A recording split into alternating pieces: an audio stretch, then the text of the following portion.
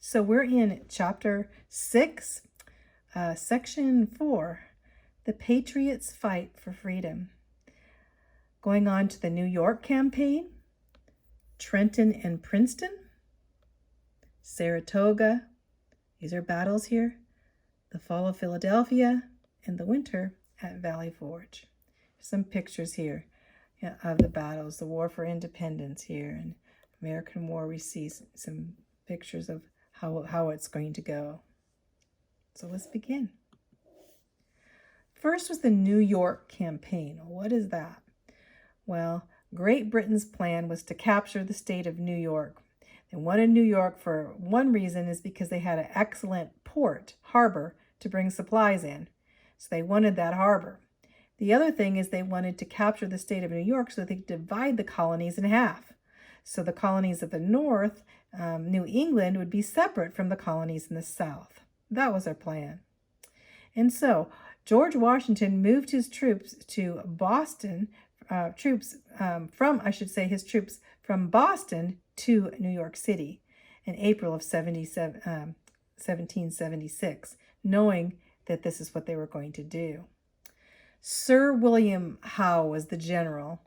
And remember, he had to flee Boston with his troops, so he did. But now he picked up reinforcements in Nova Scotia, and he sailed in to New York City. So he's coming from there, going in, thinking, now we need to go into New York. And so in New York, 32,000 British troops arrive in New York. That's a lot of British troops. And also his brother, Admiral Lord Richard Howe, his brother, arrives too, comes in from sea. So you have William Howe coming down from Nova Scotia, and then you also have his brother coming in from the sea.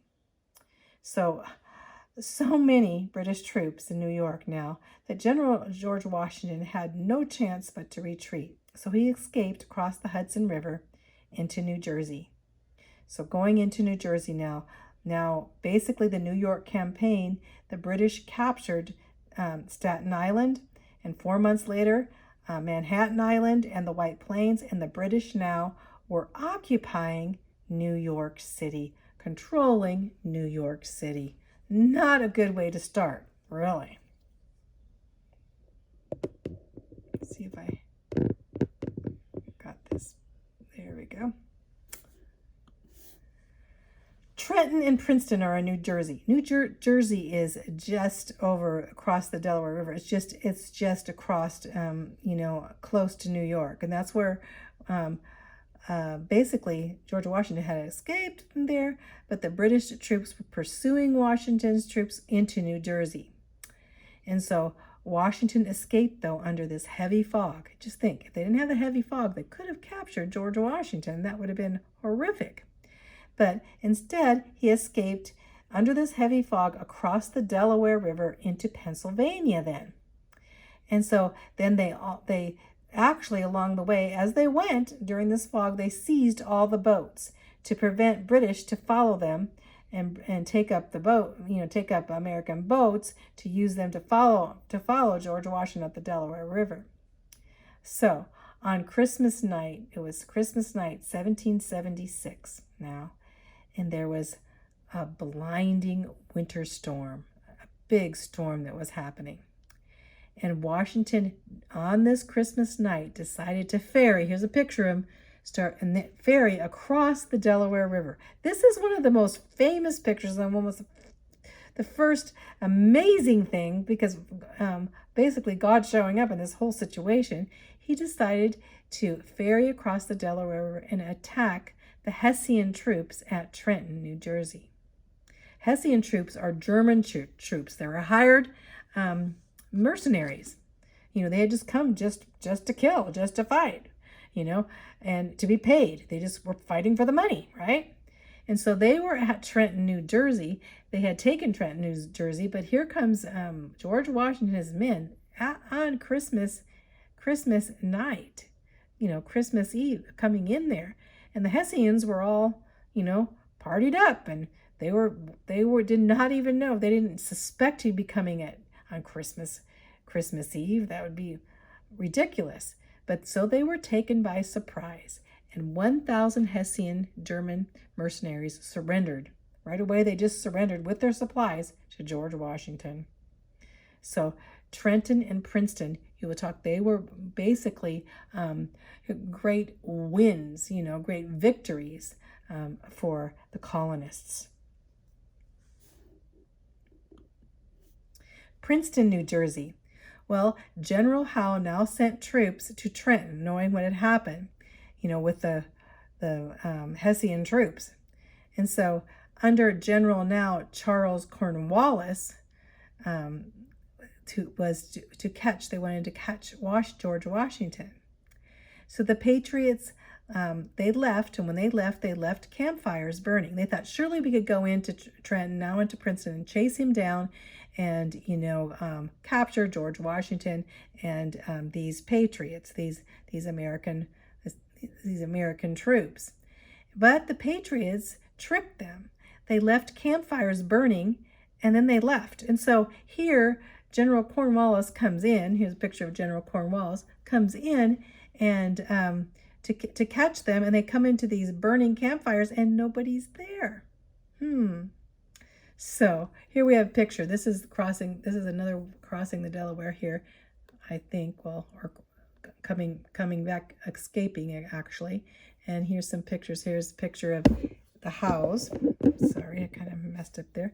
These are the General Howes, the two British, and this is George Washington there, out tricking the, Cornwallis, and there's two Howes, the Howe brothers. They were all British generals.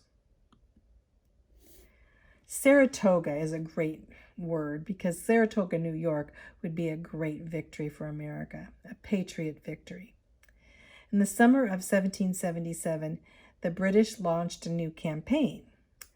General John Burgoyne led the army from Montreal, Canada, along Lake Champlain, coming down. I don't have a really map there, but here you can see, here's where he is, basically coming down. Here's kind of a map, but you can't really see it very on here. I should have put a map in there. But anyway, he came down from Canada. And Colonel Barrymore St. Leger, was another British, led another force from Canada, Montreal, down the St. Lawrence River to Ontario, and then from Fort Ontario. So, and then General Howe, he led an army from New York City north up the Hudson River. So you have the Patriots being, surrounded by three generals from three different directions. We have coming from Montreal, Canada, and then coming down the St. Lawrence River, and on from General Howe coming up from New York City, and they were going to meet and divide the colonies in two to isolate New England, saying, okay, this is our thing. We're going to come in, we're going to all meet, we're going to isolate the colonies, we're going to take over these areas, and hopefully we can take George Washington and we can actually win this war. However, they never anticipated the difficulties that they would have in the American wilderness. The British ran into difficulties. The Colonel Leger met unexpected resistance from German settlers in the Mohawk Valley. They stood up and fought. And under the command of General Nicholas Herkimer, the Battle of Oriskany was a costly battle for the British. So he ran into another battle. And then General Howe sailed up the Chesapeake Bay to attack Philadelphia. And General Burgoyne moved south and captured Fort Ticonderoga as planned, but he too ran into problems. His men were exhausted and they ran out of supplies. And so the Patriot troops under General Horatio Gates fought the British. So after 2 fierce battles, Burgoyne surrendered his entire army of 5,000 troops. Saratoga, New York was supposed to be a British victory. Especially, here we have a picture. I like this map. I guess I did kind of put a map in here. So we have Burgoyne's coming down from Quebec, this direction. We have the Leisures, as we see, coming across here in the green from the Mohawk Valley across here, the St. Lawrence River. Here's Fort Ticonderoga, and here's Saratoga. And so here's where they're going to meet here. And we have Howe's forces coming up here. So we have the green British coming this way. We have the brown as the British is coming down the brown line. And we have Howe coming up. And they're all meeting right here at Saratoga. You'd think, you'd think they'd actually be able to, come as they came together, they'd be able to win this victory. It would be a victory at Saratoga. But no, it was a victory, a Patriot victory. Because under General Horatio Gates, he fought the British here. They fought, and Burgoyne surrendered his troops that had come down here first. 5,000 troops surrendered. 5,000. Great. So Saratoga, if you think of Saratoga, think of it as a turning point for America, a turning point of victory, a great victory in the Revolutionary War. Saratoga, the turning point. There we have Saratoga. October 17th, 1777, Saratoga battle was victorious for the Patriots. The Battle of Saratoga was considered the turning point in America's war for independence. It ended Britain's chance of isolating New England and basically cutting the Patriots and the colonies in half, right? So this battle totally lifted the American morale. They're like, we won the Battle of Saratoga against all these British troops. Oh, man. And so then the world looking on, France and Europe, was with Benjamin Franklin, as Benjamin Franklin was in as a diplomat there in France. And he relayed the victory of Saratoga to the French, the victory for Americans. And so France then thought, we're going to make a formal alliance. We're going to come in there and help the United States. We're going to come in there and help America. So France signed a formal alliance at this point to come to help the victory for the United States. After he already saw the victory, and after they saw the victory of Saratoga first, though. But there were dark days for the Patriots. We're going to be talking about the fall of Philadelphia, the Battle of Brandywine, the Battle of Germantown, and the winter at Valley Forge. All these were dark moments, as we can see. And we can see here, this is Valley Forge here. It's another picture of Valley Forge. We can see Philadelphia being taken, the fall of Philadelphia, and the Battle of Brandywine. The British, led by Howe, occupied Philadelphia, Philadelphia was like the capital then. It was where the Declaration of Independence was signed there, where Independence Hall was in Philadelphia. The fall of Philadelphia.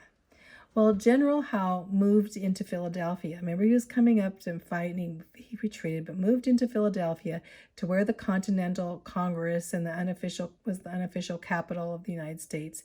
So he moved into Philadelphia and took Philadelphia. The Battle of Brandywine, Washington tried to stop the British, but he was overwhelmed with his limited forces against Howe at this time coming into Philadelphia. So Philadelphia was captured by Howe on September 26, 1777. And Washington again was defeated in another battle, the Battle of Germantown, in October of 1777. So George Washington losing 2 battles then. In December of 1777, in December now, Howe now controlled this whole area around Philadelphia. So the British are controlling Philadelphia. So Washington then has to retreat, and he retreats to Valley Forge, Pennsylvania. Very, very cold winter. and he goes to retreat. So here's the American troops now in Valley Forge. They don't have food, they don't have supplies, they don't have clothes, they don't even have shoes. And General Howe is just sitting in Philadelphia, in the homes of Philadelphia, and having, him being waited on and his troops being taken care of by the people of Philadelphia. The winter at Valley Forge. Let's talk a little bit about that. 1777 to 1778 in the winter. So Howe's troops were at luxury in Philadelphia in private homes. The severe winter came in, and Washington and his troops were cut off, and they were in Valley Forge now. And they had inadequate shelter. They didn't have enough shelter. They didn't have clothing, and they didn't have much food at all. The troops were not paid, and then they started getting sick. Disease and flus and starvation started settling in. And so many had to leave and desert, to go back to their families. And they had to go back. A lot of them were barefooted. Their shoes had worn out. And so Washington said not less than 2,898 men left unfit for duty, barefoot and naked. So there were only 2,898 men left, and they were barefoot and practically naked, cold, and it was freezing out. That's Valley Forge. This was called the American Crisis. Well, Thomas Paine had written what's called the American Crisis. He had basically seen that this may happen with the troops. And so he had written this pamphlet in 1776. This is before 1777, before Valley Forge. And so Washington he said, I'm going to read this pamphlet to our troops to encourage them. So Thomas Paine pamphlet, The American Crisis, was read. This is how some of it goes. These are the times that try men's souls. The summer soldier, the sunshine patriot, will shrink from service, but he who stands deserves the love and thankfulness of men and women. That's how it started. But the whole pamphlet is an encouraging, as they were going through one of the greatest crises, the lowest point of the war for independence. Thomas Paine saw the hardships were coming, and Valley Forge was a time of testing. And it would have been easy just for George Washington to give up then at Valley Forge, but George Washington inspired the courage of all of his soldiers. He was right there with him. He never left the camp, and he suffered along with his men, and he looked to their needs even before his own. And so they all loved George Washington as their commander-in-chief. May 1778, word that came after Valley Forge that the French Navy now had agreed to help. Wow, that was big for George Washington. Washington called then for a day of thanksgiving. He said, the French are coming to fight with us. It having pleased the almighty ruler of the universe to defend the cause of the United American States by raising up a powerful friend among the princes of earth, he said. I love this saying by George Washington right here. It is the duty of all nations to acknowledge the providence of the Almighty God, to obey his will, to be grateful for his benefits, and humbly to implore his protection and favor. The prayer of George Washington. So I love that picture. I think I would back up and show, but I think it went through a Valley Forge where there he is on his knees, George Washington praying, got off his horse and prayed for his soldiers and for America. So let's stop there.